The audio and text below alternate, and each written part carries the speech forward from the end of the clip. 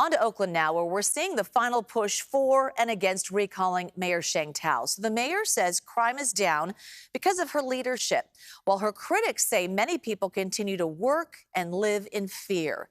Dahlin shows how the two sides are making their closing argument to voters. The question for voters is, do you believe Oakland is better and safer today? Mayor Sheng Thao says yes, and she should keep her job. But those who want her out say no. Crime is out of control. Monolingual. There's no other option for them. Two sides of the mayor recall race presenting their evidence and making their case to win over voters. On one side, you hear from people who live in constant fear. Very scared, we can't sleep. On the other side, stories of positive change. For the first time in 17 years, kids came to the door for Halloween, and I was delighted. Lisa Trent says this week has been all tricks and no treats. On Tuesday morning, thieves drove a stolen car into her brother's business, Lucky 7 Cigarettes in Little Saigon. Burglars destroyed the storefront and ransacked the business. It was their third major break-in post-pandemic. My hand will shake, very scared,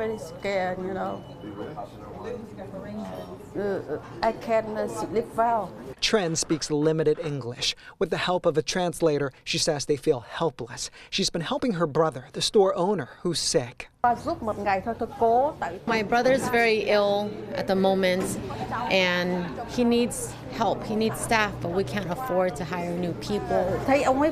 On Friday, recall organizers rallied outside of Lucky 7 to remind voters many businesses have shut down citing crime. They say Mayor Thao missed an important deadline last year and lost out on millions of dollars in state funds to fight retail theft. But the mayor says burglaries and robberies are down. Also, Mayor Thao says she revitalized a violence prevention strategy called Ceasefire, and that's led to a big drop in homicides. 71 homicides so far this year compared to 113 in the same period last year. In the month of October, we haven't had a single homicide. Father Aiden hasn't been forced to actually make as many crosses this year as he usually does. And so that's a really strong sign that we are headed on the right track. Father Aiden McAleenan of St. Columba puts up a cross in front of his church for every homicide victim. I applaud her in that sense. She actually showed up, which previous mayors never did, to our cross ceremony at the end of the year. Trent says no amount of data can change how she feels. She and her brother are thinking about shutting down for good.